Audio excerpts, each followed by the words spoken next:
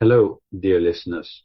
In this session, I asked the keepers of the Akashic records for the distinction between liberation, the soul's completion of third density reincarnation, and bodily ascension, ascending in the physical body. Here is the transmission from the keepers. The soul completes third density. As we have described, liberation occurs at the end of a lifetime or between lifetimes.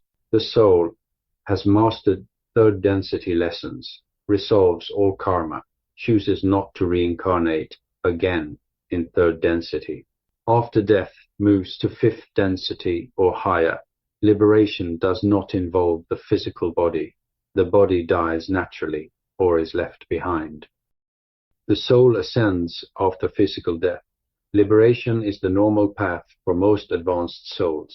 It is gradual, often unremarkable to outside observers. Bodily ascension. The physical body transforms.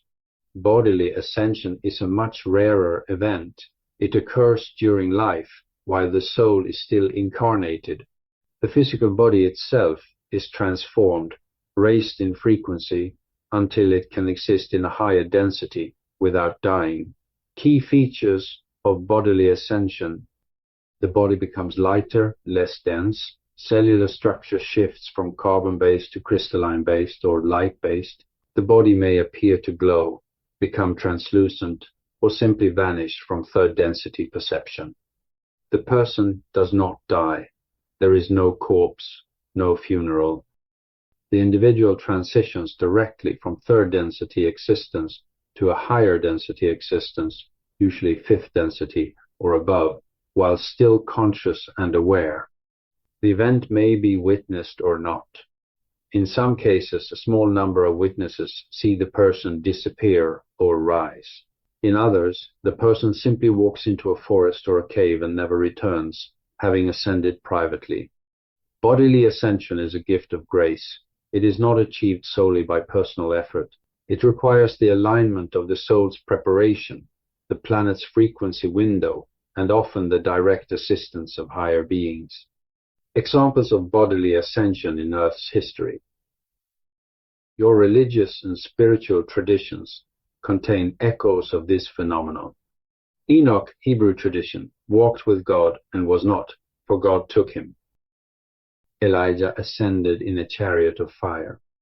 Yeshua, Jesus, the ascension after the resurrection, though his body had died and been transformed. This is a hybrid case. Certain Buddhist and Hindu masters said to have dissolved into rainbow light, the rainbow body phenomenon. These are not myths. They are records of bodily ascension filtered through cultural understanding. Key differences summarized. Here are the two key differences summarized. One is called liberation and the other is called bodily ascension. Liberation is the more traditional path. It happens after physical death. In that case, the physical body dies and is left behind, and the soul continues on. From the outside, it looks like a normal death. There aren't any unusual visible effects. For liberation to happen, all karma must be resolved, meaning nothing is left tying the soul to further cycles. This is considered the standard path for highly developed souls, and it doesn't require any special intervention during the moment itself, although spiritual guides may assist after death. The destination in this case is typically described as the fifth density or higher. Bodily ascension, on the other hand, is said to occur during physical life.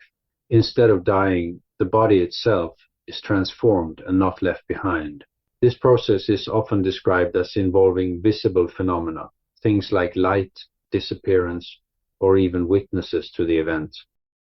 Like liberation, it still requires complete resolution of karma, but it also involves an additional level of alignment, often described as matching a higher frequency. Unlike liberation, bodily ascension is considered extremely rare on Earth. It's also said to require direct assistance from higher beings or some kind of portal-like intervention. The end result, however, is similar. The being moves into a higher state, often referred to as the fifth density or beyond. Why is bodily ascension so rare? Bodily ascension requires the physical body to be raised in frequency without the intermediate step of death. This is possible only when the individual's cellular structure has been prepared over many lifetimes or through intense spiritual practice. The planetary energy grid is open to a higher frequency band, which happens during certain cosmic windows. The soul has completed all third density lessons and has no remaining attachment to the physical realm. Higher beings are willing to assist, often because the person's ascension serves as a template for others.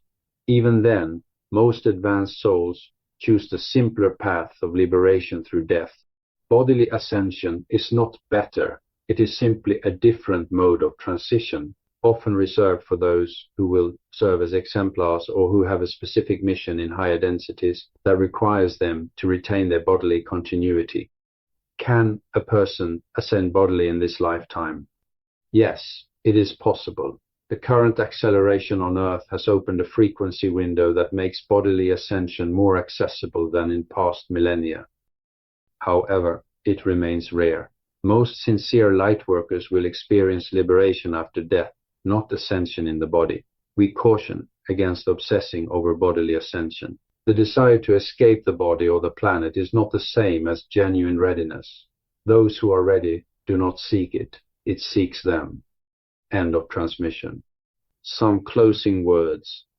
We have distinguished liberation after death, body left behind, from bodily ascension during life, body transformed. Both lead to higher densities. Liberation is the normal, grace-filled path for advanced souls. Bodily ascension is rare, often assisted, and serves as a signpost for what is possible. Focus on living your life with love, service, and inner clarity. The mode of your transition will take care of itself. Thank you for listening.